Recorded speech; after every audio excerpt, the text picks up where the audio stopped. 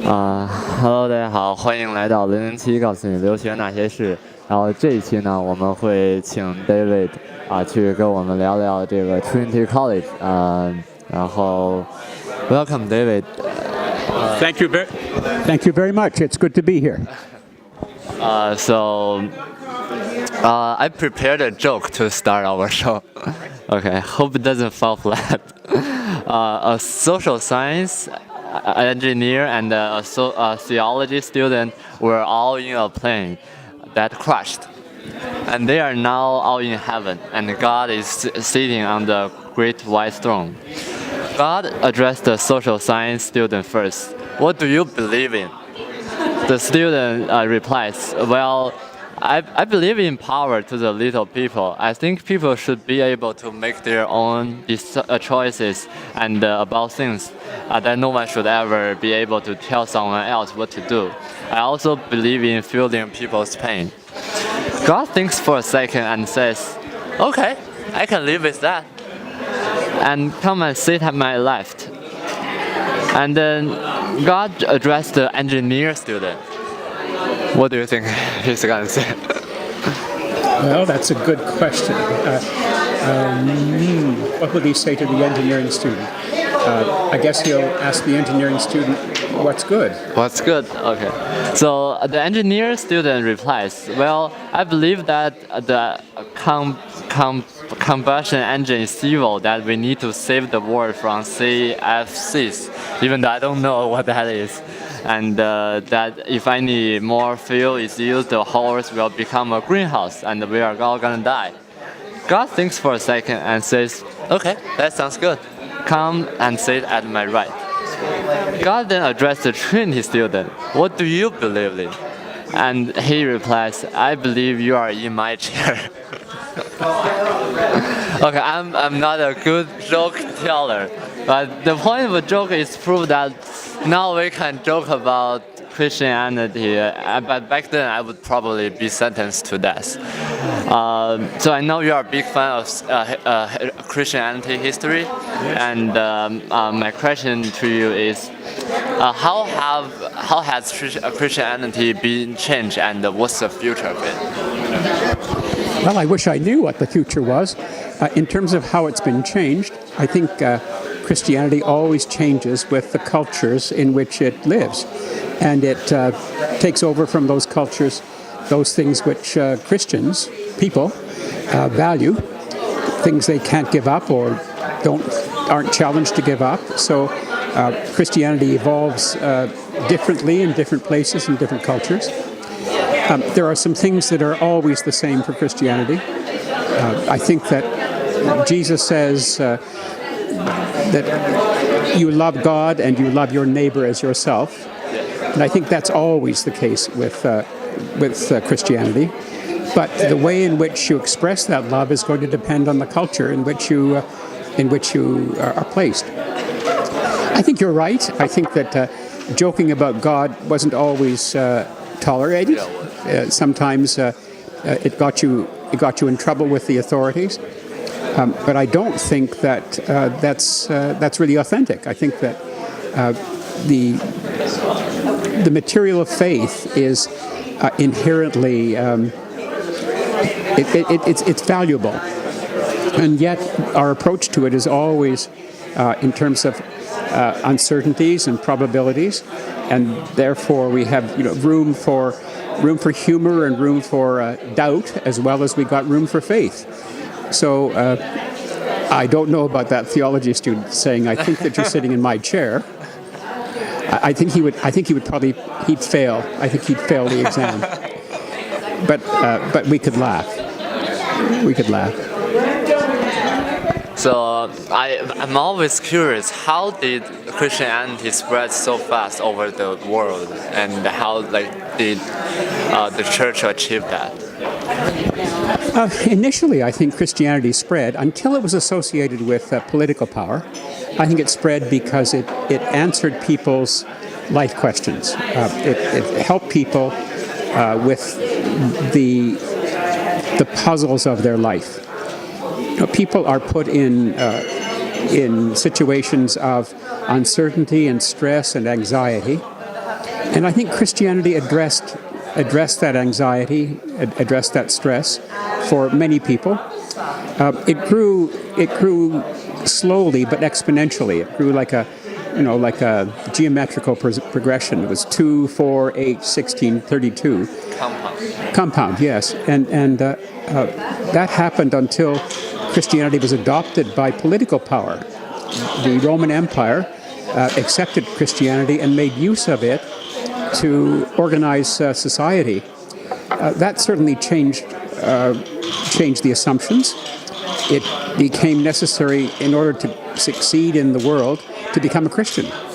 You had to be a Christian if you wanted to do business with the state or with other people, and that certainly changed things. So we see nations that are nearly 100% Christian in some form or other, nominally Christian at least, and that really goes on until nearly the present.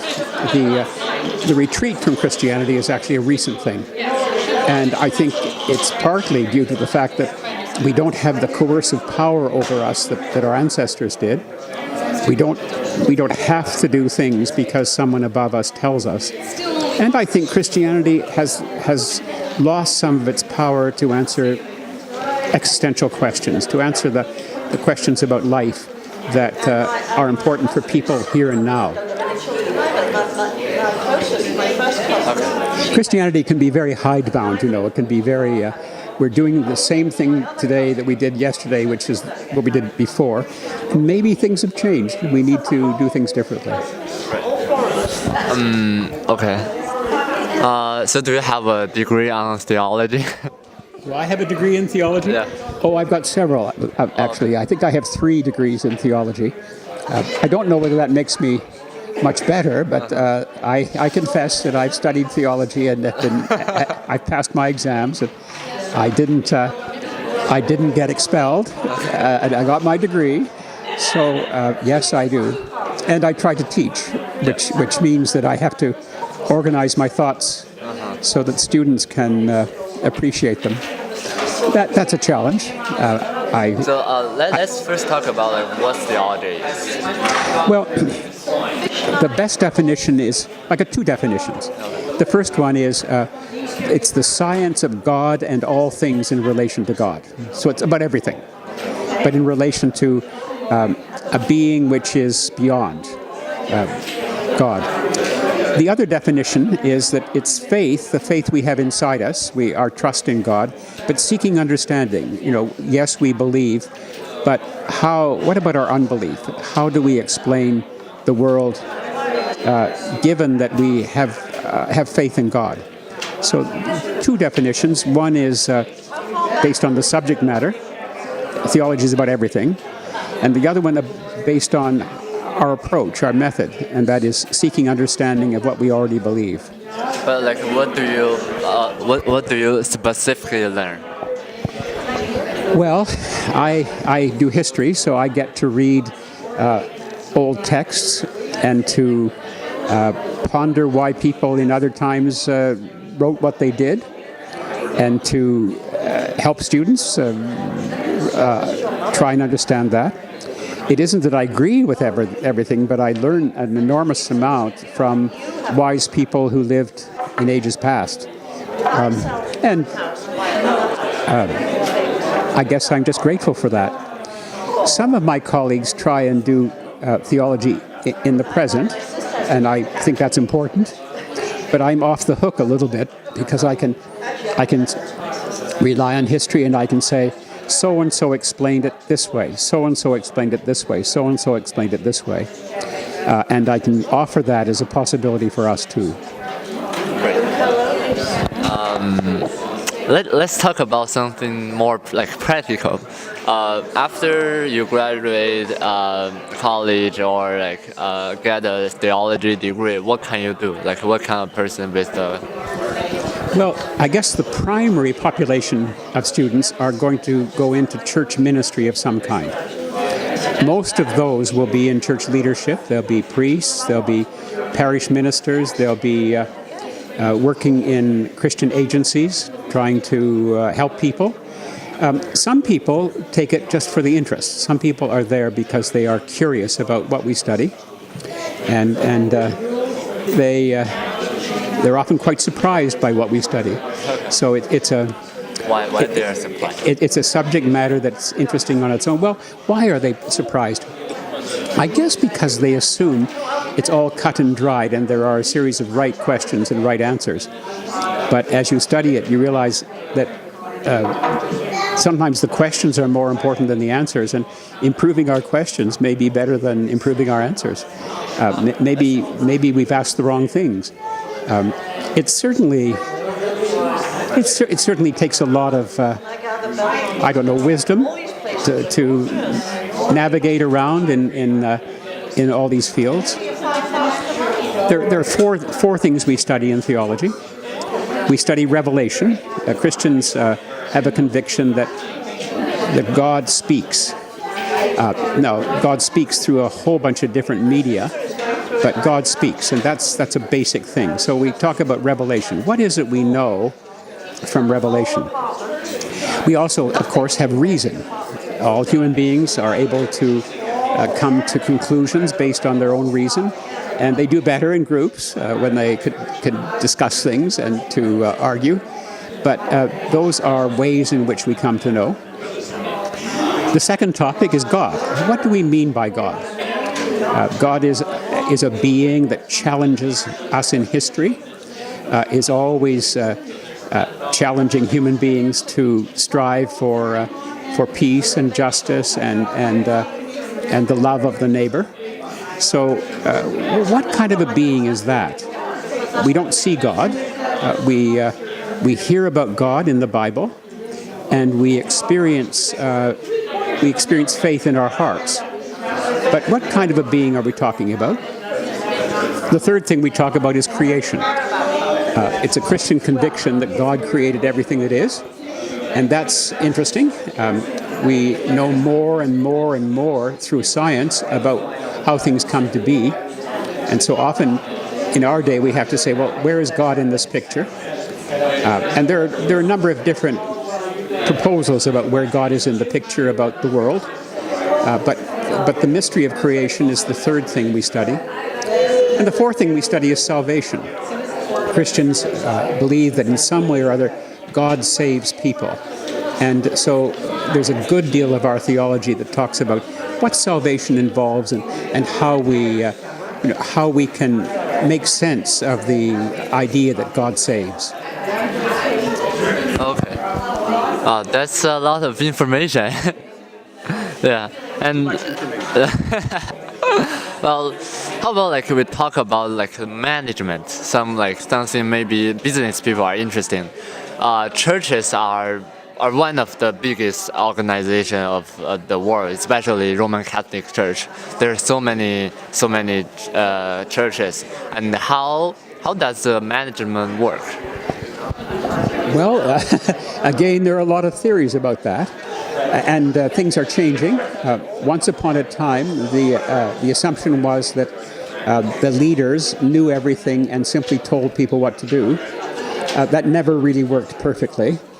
Now I think it's leadership is a different sort of thing. The students who are studying theology have to consider what leadership will involve in a world where people make their own decisions. So you've got to be very persuasive, not coercive, not forcing people to do things, but persuading people to do things. There's a basic management about it. I mean, if a church isn't well managed, it's not a very good church, and it's not going to survive very long. So it's important to take stock of how do they get money? Money and buildings and and the work of the churches. That's business. That requires a lot of intelligence about doing things in a way that's going to be effective.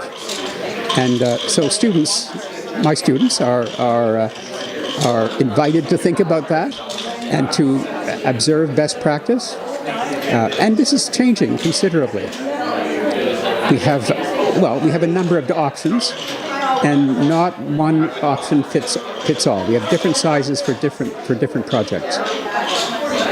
But you're right, there's certainly a management aspect to it all. So let's talk a little bit about you. Like you've been teaching in Trinity for many years, and I know you are going to retire very soon. Do you feel a little bit sad? Like, I mean, leaving the position you've been doing so many years. Yes, I do. In fact, I'm not going to stop teaching. I'm stopping my role as an administrator. I'm a dean, so that management question. So every day I have to answer my emails But you still want to teach. What I want to teach, yes, teaching's the fun part. Students are the best part of it. Management's fine, and you learn pretty fast. I've been in university administration for 45 years. You learn pretty fast that the better the administration, the better the experience. So you shouldn't let things just drift. Although it's hard. Sometimes it's better to let things go for a bit and not rush. However, problems need to be acknowledged, and they needed to be addressed. In a university, there's always a community aspect to it. The person who is the dean has to work with other people. So one of the most important things, I guess, is to try and frame the problems. Try and say, I think this is a problem. I think this is something that we need to address. Do you agree with me? What do you think we should do? How are we going to get to the next stage? So it's that I'm leaving. After a long, long time, 45 years, I've been a university administrator. But I've been a teacher for 50, so I will stay a teacher for a few more years. So you are a devoted Christian, and what role do you think religion play in your life, and what does it bring to your life? What value? And you don't want me to say it gives me a job, do you? No, I think that Well, it does. the biggest gift of Christianity is to give you fundamental values. It shows the big map. The big map is about people who are not perfect, who nevertheless are our neighbors. Christianity makes a big thing about loving neighbors. And I think that's an important value that Christianity brings to me, to remind me that it's not about me, it's actually about me in relation to my neighbors. I used to teach in the philosophy department, and I used to think about what we called self-actualization. How do we become the people we're supposed to be? And I realize now that Christianity tells us that we will never be the people we're supposed to be until we live for the happiness of other people. Then we will be the people we're supposed to be. And I think that's very basic in Christianity, that it's actually the welfare of others that we need to address, and in addressing that, to find our own happiness. So, but the mainstream culture is not really about caring other people. The mainstream is more about winning yourself, making more money, getting more fame. What's your opinion on that? You've noticed that, have you? Yes. Well, it's certainly true. We delight in accumulating things, and we delight in power, and we delight in all sorts of things. And sometimes we discover that's kind of shallow. We've as Jesus says, you gain the whole world and lose your soul. That's fine for the people for whom that works. But a lot of people try and don't succeed. There's a frustration in that. Not everyone can be a millionaire. Not everyone can be in charge of 300 other human beings. So there's frustration for them. But even the people who do succeed often find there's some emptiness, and that the best thing they do is to deal with others. Parents certainly get a great delight out of caring for their children, and I have 2 sons, and I know that I'm never happier than when I'm doing something for them. So I think built into us, parents at least, is this principle that the happiness of others is more important than our own happiness, or maybe our own happiness actually involves the happiness of others. I think I believed that before I had children, though. I think having sons has helped me with that, though. So, my final question is, what's your biggest mistake in your life, and what you have learned from it? Do you mind sharing? I've made so many mistakes. Which is the biggest one? Oh, goodness. I think there have been times when I've wanted things. I wanted a particular job, which I didn't get. And afterwards I thought, I was very lucky. I missed a bullet there. I wouldn't be happy in that job. You know, I'm curious about my next job. I'll be moving into another administrative job, and I'm curious about that. Will I be happy there? I hope so. I've been very happy in the university. And for a while, I was an assistant vice president. For 11 years, I had a job of big responsibility. And I was responsible for 300 university employees and an annual budget of $22 million. And that was, big problems come with that. But more or less, I enjoyed that. But I wanted to move back into theology, so I became the director of the theology school. You asked. I still haven't told you what my worst mistake was. Or any small mistake, but valuable to your life. I think I've made mistakes about people. I've written people off as hopeless when they aren't. It's my lack of vision. Your job of professor. Yeah, well, that's my lack of vision. Sometimes students are very frustrating, and you think I can't do anything more. But that may be a mistake. That may be a terrible mistake.